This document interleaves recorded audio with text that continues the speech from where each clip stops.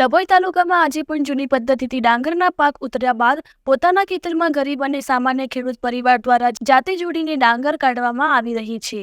ડભોઈ તાલુકામાં મોટાભાગે ડાંગરનો પાક થતો હોય ત્યારે ખેતરમાં પાક તૈયાર થતા ગરીબ અને સામાન્ય ખેડૂત પોતાના પરિવારો સાથે જૂની પદ્ધતિથી ડાંગરના પાકને લાકડાના પાટિયા ઉપર જોડી ડાંગર પોતે મજૂરી કરતા નજરે પડ્યા હતા. ડભોઈ તાલુકામાં ઉતરેલો ડાંગરનો પાક ખેડૂતો દ્વારા મશીન પદ્ધતિથી કાઢવામાં આવે છે, પણ હજુ પણ જૂની પદ્ધતિ છે.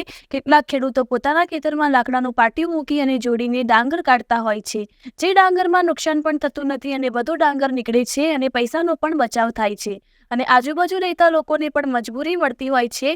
મશીન પદ્ધતિ જમાનામાં પણ ખેડૂતો દ્વારા દેશી પદ્ધતિથી ડાંગરનો ઉતારો કરે છે. ક્યારેક સરકાર દ્વારા આવા ખેડૂતોને ચોમાસા દરમિયાન નુકસાન થયું હોય તેવા ખેડૂતોને સહાય આપવામાં આવે તેવી માંગ ઉઠવા પામી હતી. રિપોર્ટર ફઝલ રજા, ખત્રી.